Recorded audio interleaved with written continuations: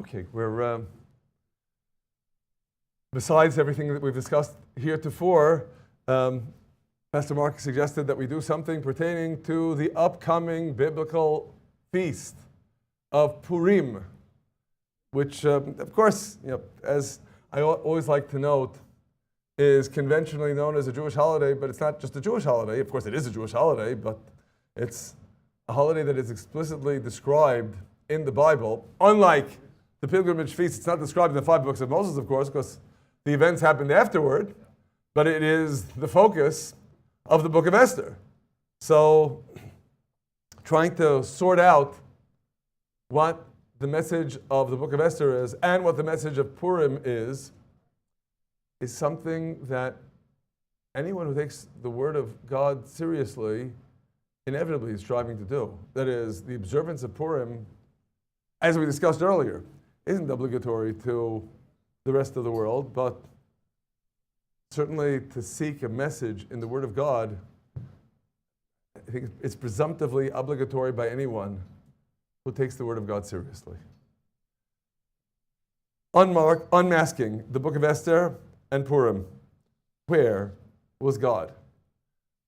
So as a segue into the discussion, what I'd like to note at the outset is one of the most bizarre customs associated with Purim. And admittedly, it's a custom of relatively recent provenance. I would say relatively recent, that is, by Jewish standards, because Purim, after all, is the commemoration of something that took place around 2,500 years ago.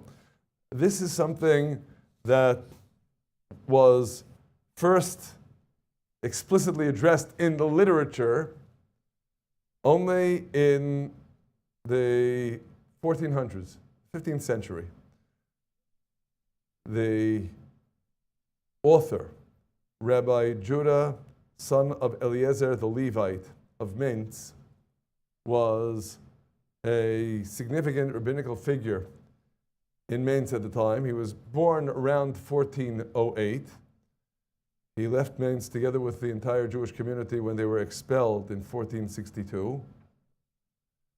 He died in Padua, Italy, in 1508. So,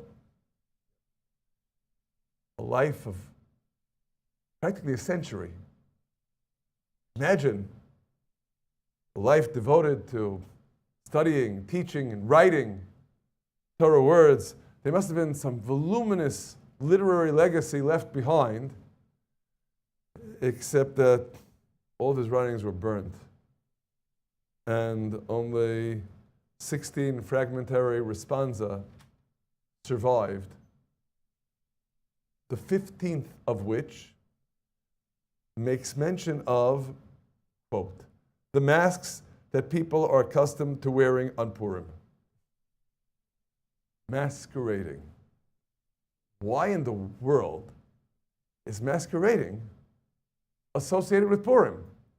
So my response is, well, inevitably we need to look for the answer in the book of Esther. So, who is masquerading in the book of Esther? The short answer is almost everyone. Let's make a list. Who's the first one who masquerades in the book of Esther? Esther. That is, as you see in front of you, in chapter 2, Esther had not told of her people nor her kindred. And the subsequent citation, verse 20, Esther had still not yet made known, not told of her kindred nor her people, as Mordecai had charged her. So Esther, ironically, is disguising herself as a non-Jew. And you get to the end of the story in Esther chapter 8, and who's disguising now? The non-Jews are disguising as Jews. That is, in verse 17, many from among the peoples of the land professed themselves Jews, for the fear of the Jews had fallen upon them. So these are masquerading, those are masquerading. In some sense, you could say, well, Mordecai going forth from the presence of the king in royal apparel of blue and white, he's also masquerading. And moreover, if you consider what's taking place in the 6th chapter of the book of Esther, it's really, in a way, all about masquerading, because there's the question, how do you demonstrate which man the king desires to honor? And Haman says it's all about what he wears. Dress him up like a king. And, of course, in the end, the dressing up like a king is exactly what he is summoned to do to Mordechai. Again, all about masquerading. On a somewhat deeper, more sublime level, who else is in concealment? Well, what about the land of Israel, Jerusalem? Just consider that we talked a lot about how Jerusalem appears in the Bible. In the book of Esther, how many times does Jerusalem appear? Just once. In chapter 2, verse 6, where Mordechai is described as having been exiled from Jerusalem, with the exile that had been exiled with Jeconiah, king of Judah, whom Nebuchadnezzar, king of Babylon, had exiled. You get the drift that there's a certain point of emphasis in this verse? Like 4 times? Exiled, exiled, exiled, exiled. The realization that everything is eclipsed, everything is a state of concealment. Maybe the best way of understanding that, as expressed in Jeremiah chapter 12, I have forsaken my house, I have cast off my heritage. I have given my dearly beloved, the dearly beloved of my soul, into the hand of her enemies. So everything is in a state of concealment. And, of course, that in itself is characteristic of the sort of period described in Deuteronomy chapter 31, which is all about concealment. My anger shall be kindled against them in that day, and I will forsake them, and I will hide my face from them. And I will surely hide my face in that day. And of course, that's the ultimate concealment. God is concealed. In no other book in all the Bible does God's name never appear. And in the book of Esther, it appears. That is, ironically, the closest you have is the 4 places where the holy name of God is intimated, either in opening initials or closing initials, either forward or backward. The most explicit you have is in Esther chapter 5, verse 4. Let the king and Haman come this day. You see in the Hebrew? Yavo, Hamelech, Behaman, Hayom. For the Hebrew experts, that's 4 letters of God's holy name. Yud followed by Hey, followed by Vav, followed by Hey. Again, there are the other 3 instances in which there is some intimation of God's holy name, but that's it. And yet, when we read in Esther chapter 9, so as it should not pass that they would keep these 2 days according to the writing thereof and according to the appointed time thereof every year. And these days will be remembered and kept throughout every generation, every family, every province, every city. And these names of Purim will not pass from among the Jews, nor the memorial of them cease from their seed. In our tradition, that indicates that even if all the other holidays will be annulled in the future, Purim is the one that lasts forever. What's so special about Purim? What's so special about the story that underlies Purim, which is the book of Esther? Obviously, we need to dig deeper. So the first observation that we need to consider is, over what period of time does the story spread? Like, how long does the story last from its beginning to its end? Well, let's do the arithmetic. A little bit less, but it's still close. That is, in Esther chapter 1, verse 3, the banquet was in the 3rd year of Ahasuerus' reign.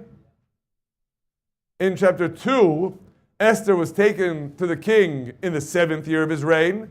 In chapter 3, Haman casts lots in the 1st month of the 12th year of King Ahasuerus' reign. But since the lots are for almost 12 months later, the story itself takes place over a period of around 10 years.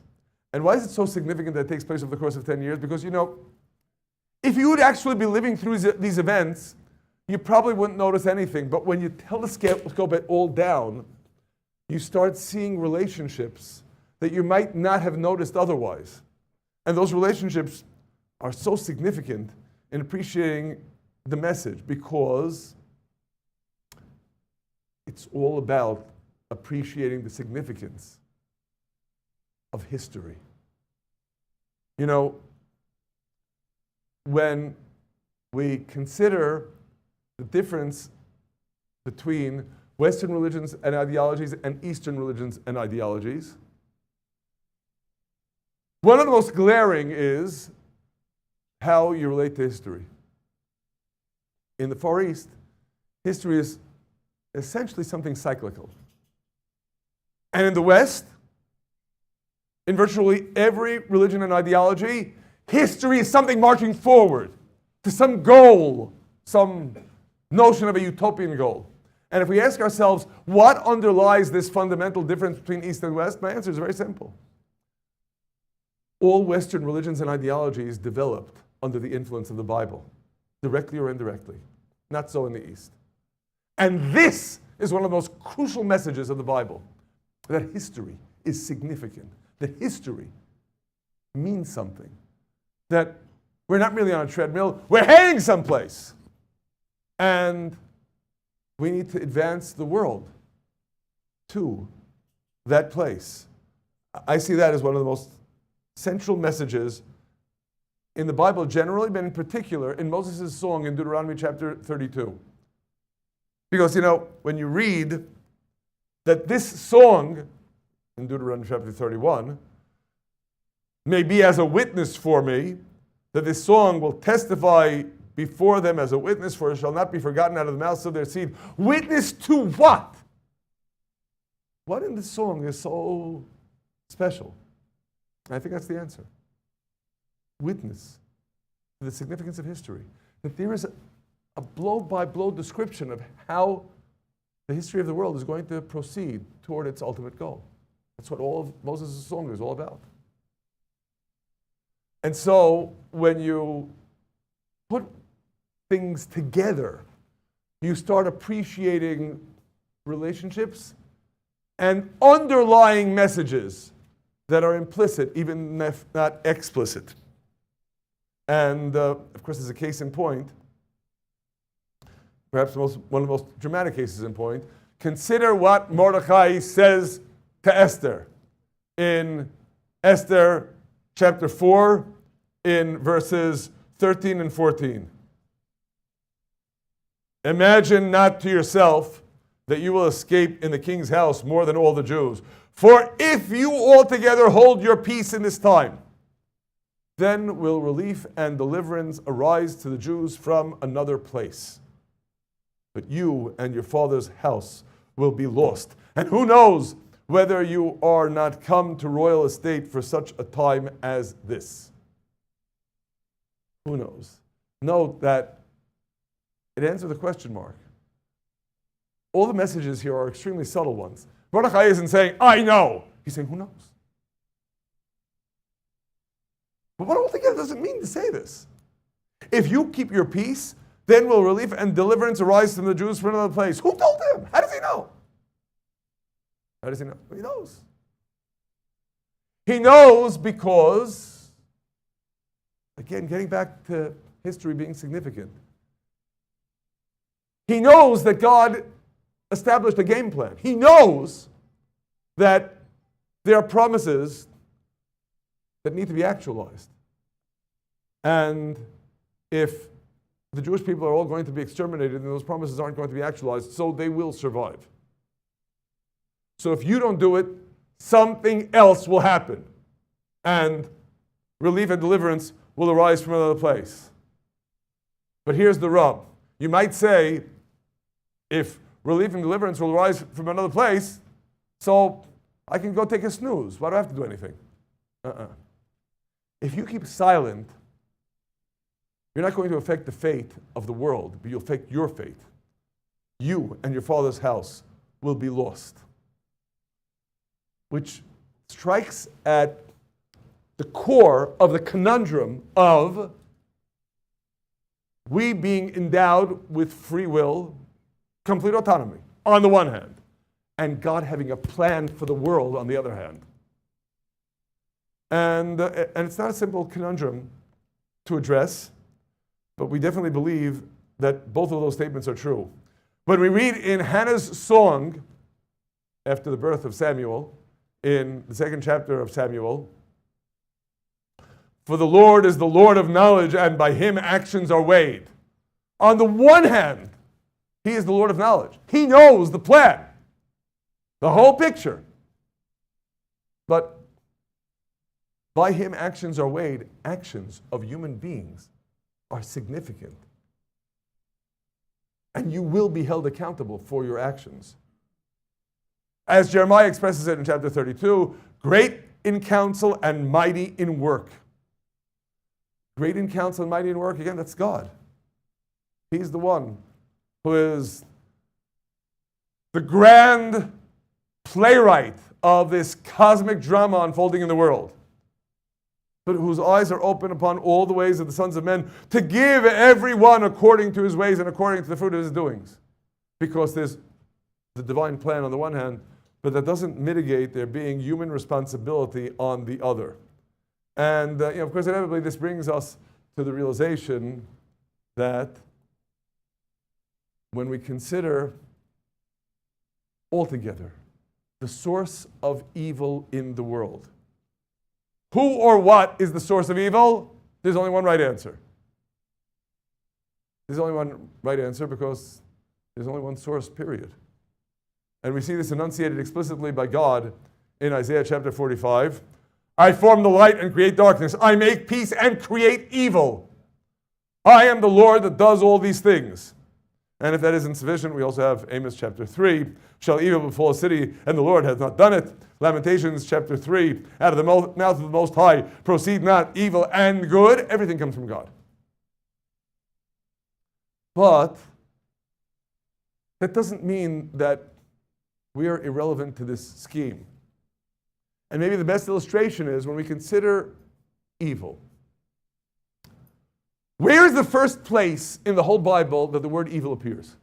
The word itself, ra.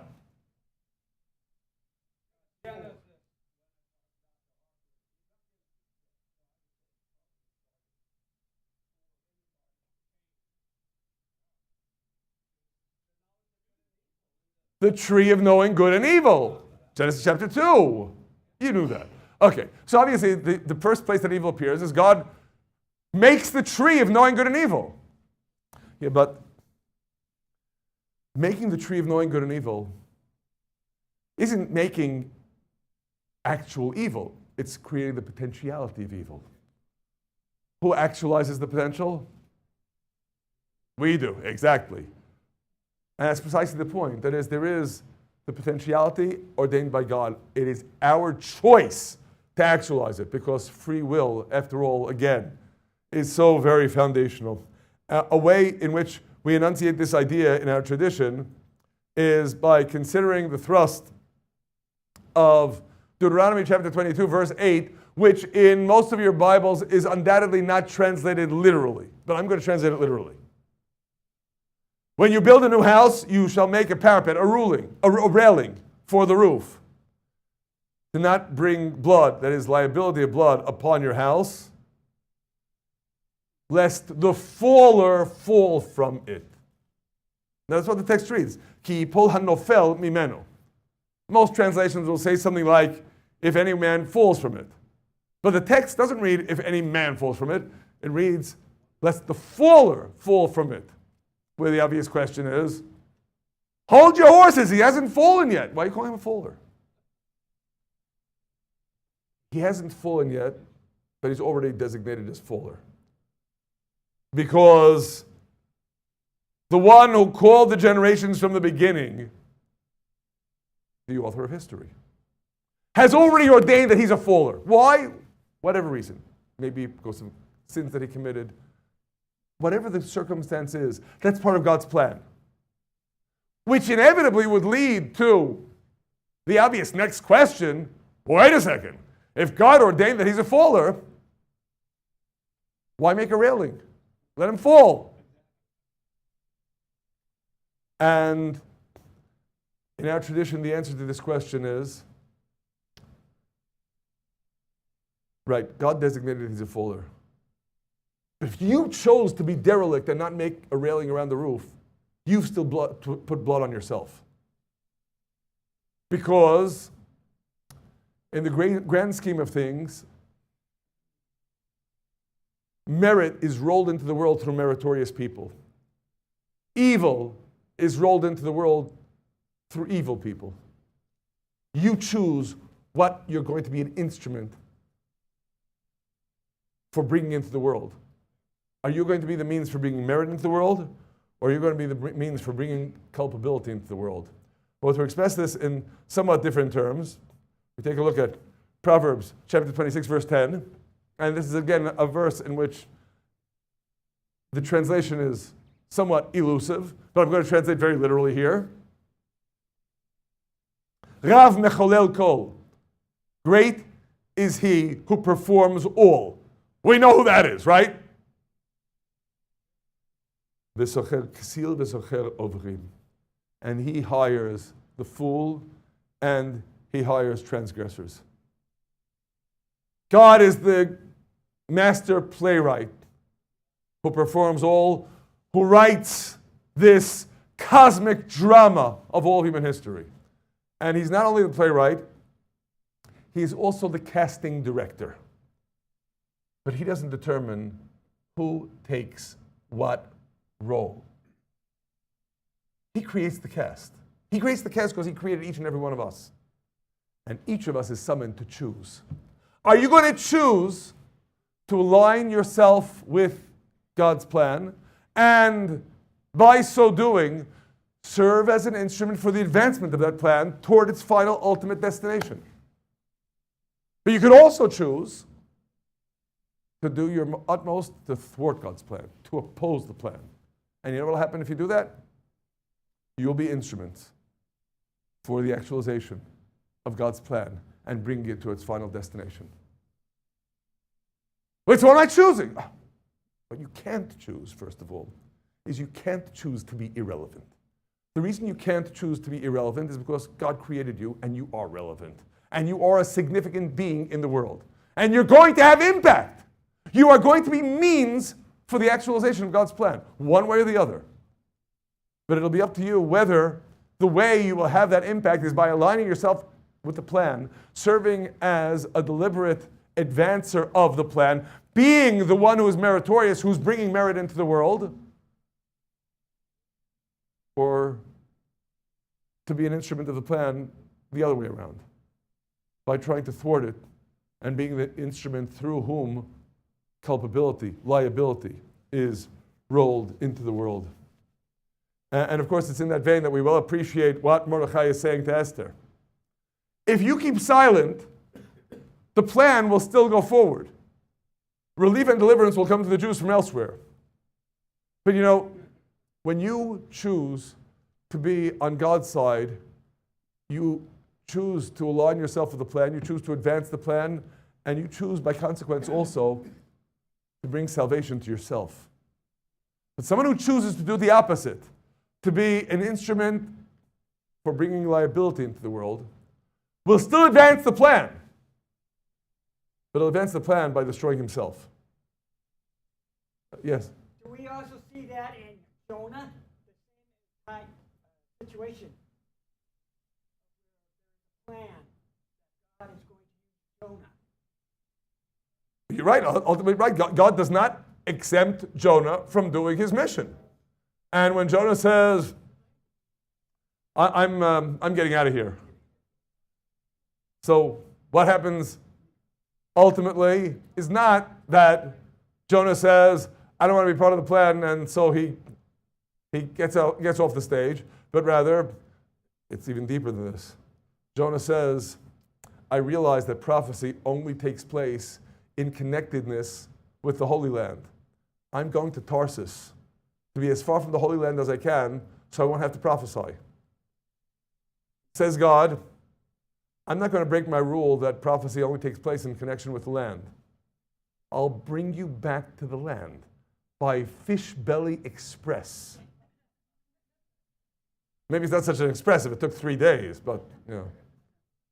But I will not only not exempt you from doing the mission, I won't even exempt you from being in the land of Israel to get the mission. So coming right back here. Right.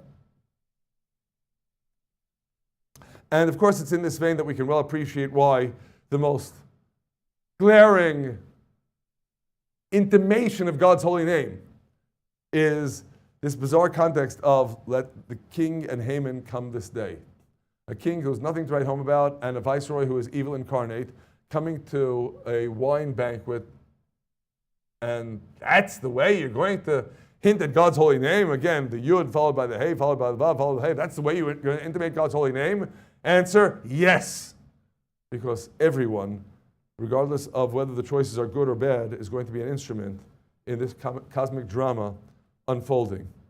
And indeed, it is precisely in this vein that we appreciate the association in our tradition between these words in Deuteronomy chapter 31.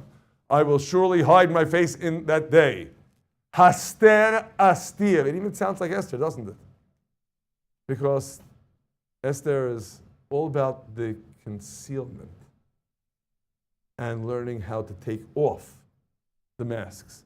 And maybe one of the most obvious illustrations of this is if you compare the verses in Esther chapter 3 with parallel verses in Esther chapter 8. Structurally, they're the same thing. The king's scribes were called in the first month and so on, and it was written and it was signed. And of course here it is the decree of the annihilation of the Jews. The copy of the writing to be given out for a decree in every province was to be published, and so on and so forth. And in Esther chapter 8, the king's scribes are called again. And it was written according to all that Mordechai commanded. And structurally, it's exactly the same structure. The satraps, the governors, the princes, the provinces, and so on and so forth. The whole bit. And it was written, and it was signed, and the copy of the writing to be given out for a decree in every province was to be published, and so on and so forth. All the same motifs. But totally different stories, because in the book of Esther in chapter 3, it's about the annihilation of the Jews, and in chapter 8, it's about the salvation of the Jews. They can defend themselves against their enemies. So why you use exactly the same motifs, the same word expressions? Because in some sense, the author of the events described in chapter 3 and the author of the events described in chapter 8 is identical. Because it's not about Haman and it's not about Mordechai. It's about God. God who employs these two agents. One agent is Haman, the other agent is Mordechai, but they're just agents. And ultimately, it is through all the agents that one is able to sense the presence of God. Now, where does this leave us on a practical plane? I think it's a very important take-home message. In Esther chapter 3, when we read Haman's indictment of the Jews, the beginning of the indictment is, there's a people scattered abroad and dispersed among the peoples in all the provinces of your kingdom. That in itself is an indictment. Because if they're scattered and dispersed, that means they aren't really having any kind of productive impact on anything. They've become irrelevant. And when Esther accepts upon herself the role of intercessor, what does she bid Mordechai to do? Go gather together all the Jews that are present in Shushan. Get together. Not get together for some kind of kumbaya. Get together and fast for me and neither eat nor drink 3 days, night or day. In other words, to get together with God, for God. Prayer, supplication, fasting. Come together in service of the Lord. That is the antidote the crucial antidote to being dispersed and scattered. And it's noteworthy in this vein that the way we observe Purim is very much about coming together to keep these days of the holiday, as we read in Esther chapter 9, that they should make them days of feasting and gladness and of sending portions one to another and gifts for the poor. Why? Because it gets people together again. It gets people together again in service of God. We see ourselves as so disparate, so divorced from one another. You know why? Because we're each wearing masks. And the masks are all different. But at the core, when you strip away the masks, you get to a core that brings us all together. And the challenge of Purim is stripping away all those masks. And indeed, coming to that realization that at the core, we are means through which God's dominion over the world can be expressed. And I feel compelled in this vein in particular to return to Zephaniah chapter 3, verse 9. Because you know, a motif that we read in chapter 9, verse 22 is the days wherein the Jews had rested from their enemies and the month that was turned over. Turned over, and in the same vein as Zephaniah chapter 3, verse 9, for then will I turn over to the people. A pure language that we all call in the name of the Lord to serve him, one shoulder. Turning over, first and foremost, is a realization, indeed, that you can strip off the masks and come to this core oneness. And also the potential altogether, that we live in a realm of concealment where God's presence is hidden. And we can get to a place where God indeed is revealed. And that's also part of the challenge when we consider the challenge of Purim. You know, we read in Isaiah chapter 65, and it's really heartrending. God says, I have vowed myself to be sought to them that ask not for me. I have vowed myself to be found to them who sought me not. I said, here I am, unto a nation that called itself not by my name. I spread out my hands all the day unto a rebellious people. God's begging us to strip away the masks, to see him. And the question is, how ready are we to follow that summons and to connect with him? And again, this is what it's all about in terms of turning everything around.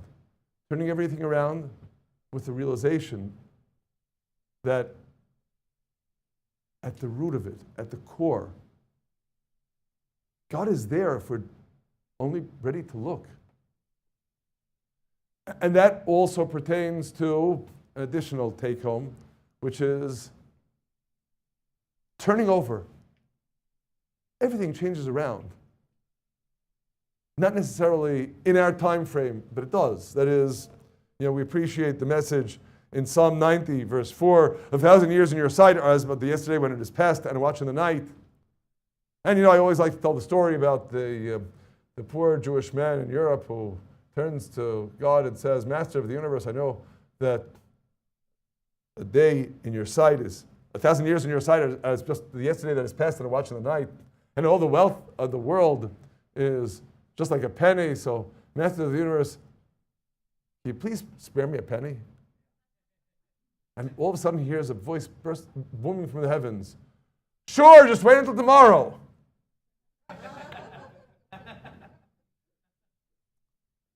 So, we realize that the scale of things for us is often frustrating.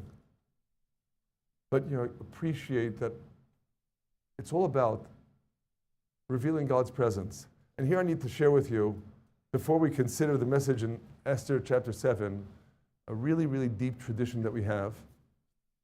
Whenever in the book of Esther you read about the king Ahasuerus, well, it's referring to that king, the king Ahasuerus. But a lot of times in the book of Esther, you don't read the king Ahasuerus. You read the king. When you read just the king, it's also intimating the king of kings, God. Parenthetically, if you pay attention to the book of Esther with that in mind, it blows you away. And I'll note in particular what takes place in Esther chapter 7. Now in verse 5, we do read King Ahasuerus. He says to Esther, "Who is this and where is he that presumes in his heart to do so, to annihilate the Jewish people?" And Esther said, "An adversary and an enemy, even this wicked Haman." Thank you. Okay. Evil is unmasked. And what happens next? What happens next is the king disappears. So we read, that's the next verse. The king arose in his wrath, in his fury, from the banquet of wine, and went into the palace garden. And Esther is left alone with Haman. So, first of all, are they supposed to talk about the weather? But aside from that, can you imagine what it's like? She has just unmasked him as evil incarnate, and now she's alone in the room with him. What a terrifying experience. Except, of course, it only lasts for a moment, because the next verse you read, "Then the king returned out of the palace garden into the place of the banquet of wine, and Haman was fallen upon the couch whereon Esther was. And the king said, 'Will he even force the queen before me in this house?'" And the next thing, Haman's face was covered over as preparation for his execution, and the whole party is over. So, again, it only lasts for a moment. But, when you think of it as a parable for life, remember, the moment can be 1,000 years. And I'm sure for Esther personally, it seemed like forever. It's a scary message, because we realize that we live in a world in which we just see a veneer. And that veneer, we can see the triumph of evil. And we don't appreciate, as it's taking place, that the king being in the palace garden, ironically, it means for the downfall of Haman the moment that he comes back. Because Haman was falling on the couch with Esther, and that was it. And maybe if he wouldn't have gone outside, that ultimate downfall of evil wouldn't have taken place. In much the same vein, we appreciate the message that emerges in Exodus chapter 5. Exodus chapter 5 is a sad chapter. What's the consequence of Moses coming to Pharaoh and pleading on behalf of Israel? No more straw. Pharaoh says, "You shall no more give the people straw to make brick, as heretofore. Let them go and gather straw for themselves, and the tally of bricks which they did make heretofore, you shall lay upon them. You shall not diminish any of it." And the consequence, as we read it in verse 12, "So the people were scattered abroad throughout all the land of Egypt to gather stubble for straw." What extra gratuitous suffering, torment? Like, it's not bad enough for them. They need this extra ounce, more than an ounce, of suffering. And indeed, the officers of the Israelites accost Moses and Aaron. They said to them, "May the Lord look upon you and judge, because you have made our Savior to be abhorred in the eyes of Pharaoh." Maybe more literally, you made us stink, to put a sword in their hand to slay us. What are you doing? What have you accomplished? And Moses himself is on the brink of despair. Moses returned to the Lord and said, "Lord, why have you dealt ill with this people? Why do you send me? For since I came to Pharaoh to speak in your name, he has dealt ill with his people, neither have you delivered your people at all." And God's response, cryptically, "Now you'll see what I will do to Pharaoh, for by a strong hand he will let them go, and by a strong hand he shall drive them out of his land." So, in order to appreciate what's taking place here, I share with you the Midrash that when Moses is coming to Pharaoh, it's time for the 10 plagues to be unleashed in all their fury. Except there's a problem. Problem is, the moment the 10 plagues will begin, the rank and file Egyptians will say, it's not fair. Pharaoh is sinning and we're suffering. And that potential complaint by the rank and file Egyptians was enough to stop the plagues in their tracks. But bizarre, isn't it, that because the Israelites aren't getting straw, so we read again in verse 12, the people are scattered abroad throughout all the land of Egypt to gather stubble for straw. What, it's so hard to get hold of some straw? After the harvest, that's what you have throughout the field. You have straw. What's the big deal? The answer, because when the Israelites would go into a field to gather this basically ownerless straw, the Egyptians would come after them with sticks and say, get out of my field. Just pure evil. Suffering without any justification. It didn't make a difference to them. They weren't going to use the straw. They wouldn't let the Israelites take it. So on the one hand, what you see with flesh and blood eyes is just extra torment for no reason. But now, in retrospect, we can look at it through the eyes of God. Remember what was holding back the plagues? That the Egyptians would say, Pharaoh sinned, we're suffering, it's not fair. Not anymore. Now you're guilty as much as Pharaoh. Because of not letting the Israelites gather the straw from your fields. Now the plagues will begin with all their fury. Because of that extra ounce of suffering that you caused. So again, to flesh and blood eyes, even to the eyes of Moses. What you send me? What's the point of all this? But when you get to the point where you can strip away the masks, you realize all part of the plan. It's all indeed means through which God's hand is revealed.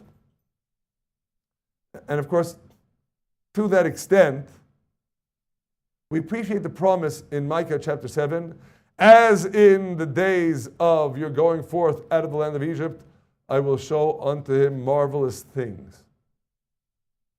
That's referring to the redemption of the future. But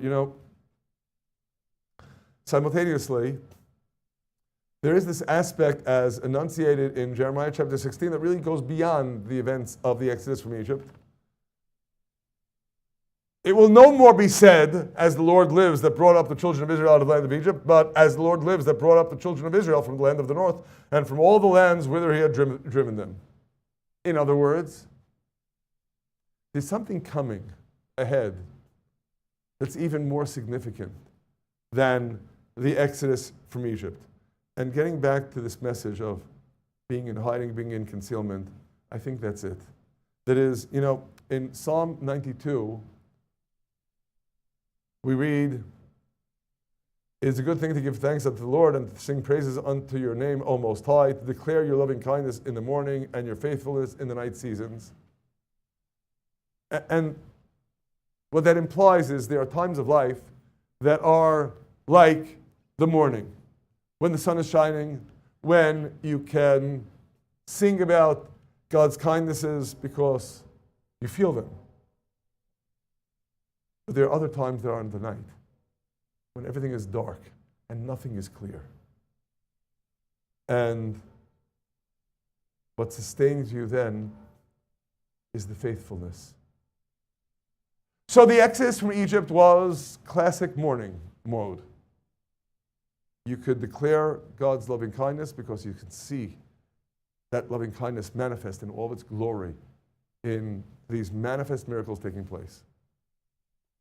And the message of Purim is far, far more sublime. It's the faithfulness in the night seasons. It's being able to see, not because everything is crystal clear, but because you have the faith to strip away the masks and see. And that's precisely the unique contribution to the cycle of the holy days of Purim. It's the last one. Then we begin the new cycle with Passover.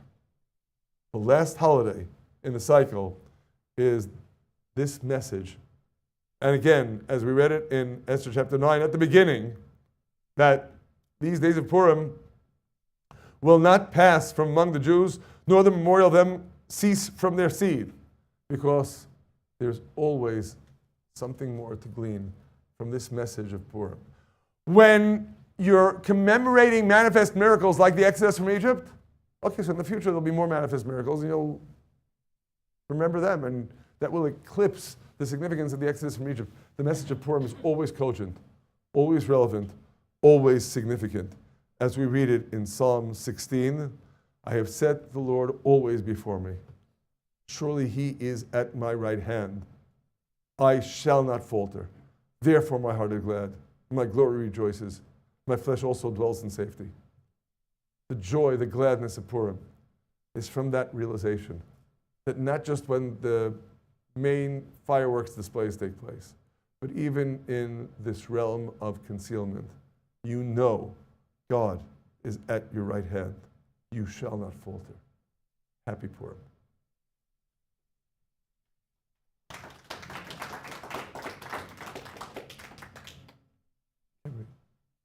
Any questions? Any questions? Yes.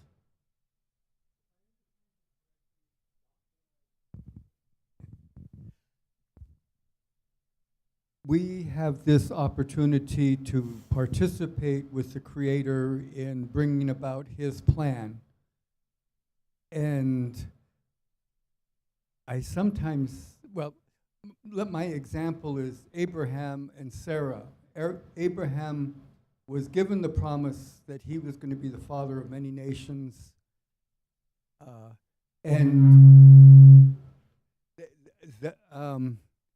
They decided, somehow they decided to help that plan by giving, the handmaid, and now we have a whole group of people that are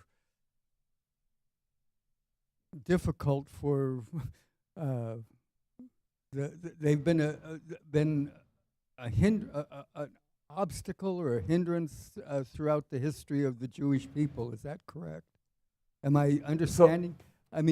Could they have waited on God to bring about this? This is always an important question to consider. What is it incumbent upon us to do in terms of our own efforts, and when is it time for us to wait upon God? In this particular instance, I must tell you that our tradition understands things differently, because inasmuch as there's a commandment to be fruitful and multiply, if there's a problem and they aren't able to have children, then implicitly there is not only justification, even though we don't live this way nowadays, but the imperative for Abraham to seek a partner who will be able to bring children into the world. So Sarah says, take my handmaid. So in this particular instance, in our tradition, we would not say that they should have not been more active, but the basic issue, the basic challenge of trying to figure out when is being more proactive justified and when is it not, is certainly a justified question. There's the old story about the guy in the flood zone, and when they come to evacuate him with a four-wheel drive vehicle, he says, I'm waiting for the Lord. And the waters get higher and higher, and eventually they're coming with a canoe. And he says, I'm waiting for the Lord. And the waters get so high that he's standing on the roof of his home, and they come by helicopter to evacuate him, and he says, I'm waiting for the Lord. And the waters keep on going higher and higher and higher, and he drowns. So he comes to God. He says, Lord, I was waiting for you to save me. God says, I sent the four-wheel drive. I sent the canoe. I sent the helicopter. What more did you want? So we have to be aware that, God expects us to also be proactive within the limits of what we're supposed to be doing. There's no prohibition on evacuating in the four-wheel drive or in the canoe or in the helicopter. And in the case of Abraham, again, there's no prescription formally placed. I know this is a a weighty subject, but there's no prescription formally placed on a man being married to a second wife.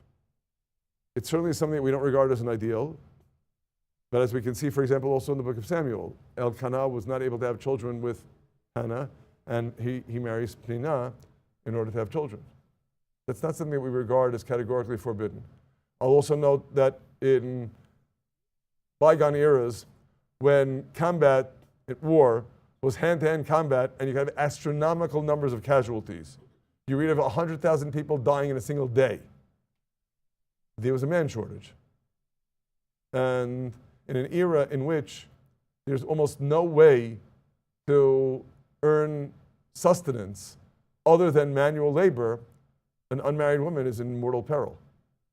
So the Torah gives the allowance for polygamy, not as an ideal. Indeed, we have multiple proofs that it's not an ideal, but it doesn't categorically forbid it. Sounds like Solomon really believed in fruitful and multiplying. That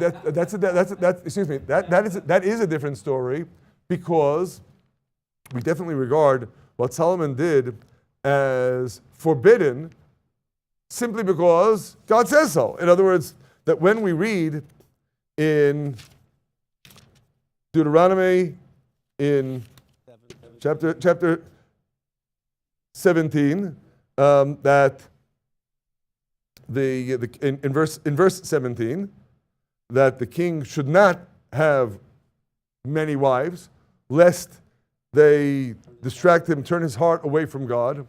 So the commentary in our tradition is that Solomon said, "I'll have many wives and I won't be turned away," and he ended up failing. He ended up failing, right? But in the case of Abraham, we don't see that as expressed in what he was doing. Yeah. We don't see it as an ideal, but we don't see it as an ideal as first of all clearly manifest in the ideal human condition being Adam and Eve. There's one man, one woman. We also don't see it as an ideal because, and this is again on the level of practice. In Leviticus chapter 16, we read about the high priest engaging in the atonement service in the Holy of Holies. Since part of the atonement service is to do atonement for himself and his household, in our tradition, that is an imperative that he be married and married to one woman. That's the ideal. But we recognize that there are circumstances that the Torah allows as in violation of that ideal. I just thought maybe you didn't know it was multiplication table. No. Okay, so you talked about the plagues. So regarding the plagues, then could the Pharaoh and the Egyptians had given their heart over to Adonai? Could they Because have? of the plagues, yes. Of course they could have. That is a question that is indeed a debatable point is if there comes a point in which they have been so evil and constantly saying no, could there be a stage at which they lose their free will? That's a debatable point. It is observed in our tradition that after the fifth plague, for the first time we encounter God saying to Moses, "I am hardening Pharaoh's heart," implying that perhaps as punishment for everything he did until now, he has denied his humanity. He stops being a human being. He stops having free will. That could be.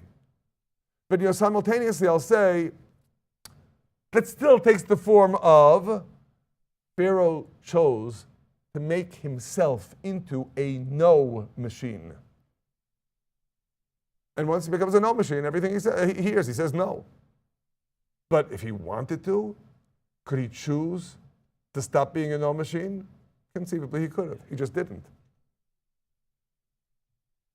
All right, we only have one more class, and instead of waiting all the way till 7, we're going to do it at 5:30. So we got a half-hour break, and then we'll go 6:30 to 7:30, and But I think there were still people who... well, we can ask questions. We got 6 more minutes. Okay.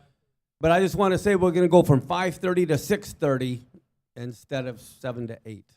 So another half hour and about a few more minutes. would you explain who are Israel? Is that just any believers, or my understanding that that's not just Jewish people, but who are Israel? Okay, my response will be that we have a literal and historical definition. We see that the commandments are addressed, as indeed we read in Exodus chapter 20, in the case of the Ten Commandments, I am God your Lord who brought you forth from the land of Egypt, from the house of bondage. That is the address of the imperative of the commandments, and of course we read repeatedly command the people of Israel. So on the most basic plane, it is those who hail directly from the house of Israel. Simultaneously, I'll note that there is the possibility, although we don't encourage it, for someone to become part of Israel, as, for example, we read explicitly of Ruth, when Ruth says, your people are my people, your God is my God. That is, in essence, assuming upon herself the status of Israel, and she becomes not only a full-fledged member of the household of Israel, she becomes the mother of royalty, because King David is her great-grandson. But while that possibility is certainly open, I'm going to again reiterate, we don't encourage it.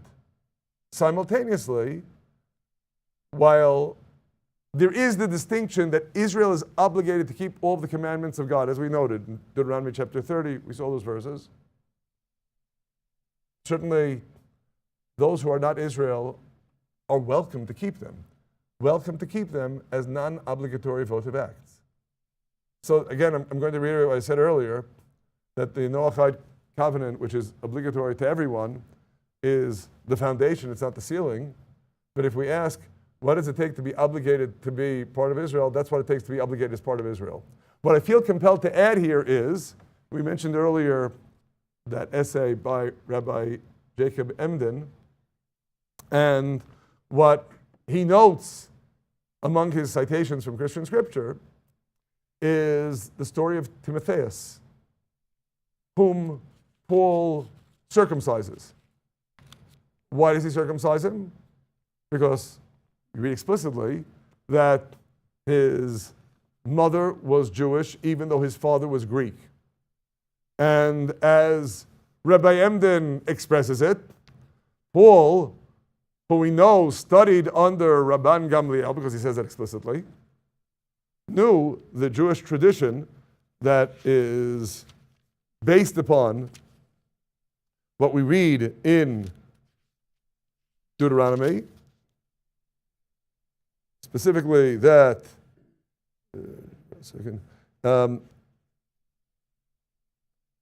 we read in Deuteronomy chapter 7, verses 3 and 4, and this is going to be a subtle derivation, but this is definitely enshrined in the tradition that Paul clearly knew. You shall not marry, referring to the heathen nations, you shall not marry into them. Your daughter you shall not give to his son, to the heathen's son, nor take his daughter for your son, because he referring to the heathen, will draw your son away from me, and they will serve other gods. So who's the son who's going to be drawn away? That is, who's the heathen, who's going to draw your son away from me? The tradition that Paul is clearly citing is that if a Gentile man marries a Jewish woman, then the offspring is called your son. And the concern is that the heathen man will draw your grandson, that is your daughter's son, away from the Torah.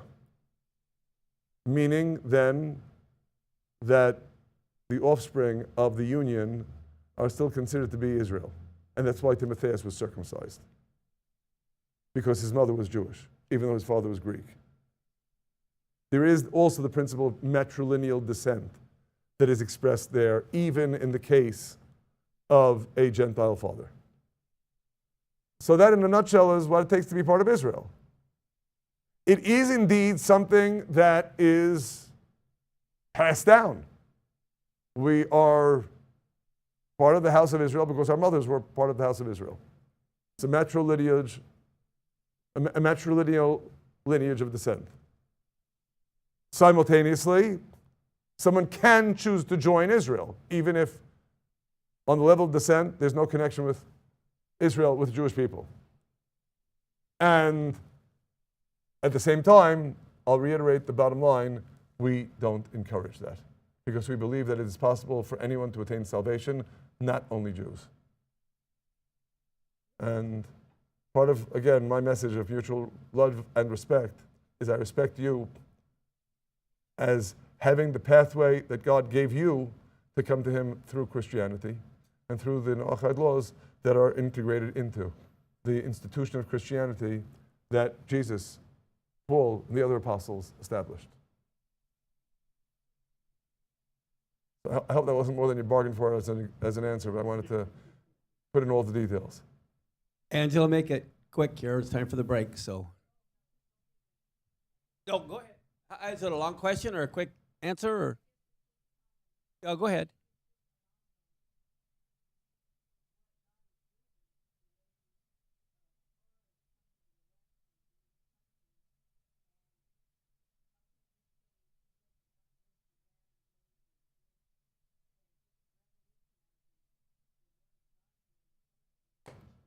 Amen. It's going to cover the earth like the waters cover the sea. It's going to go everywhere.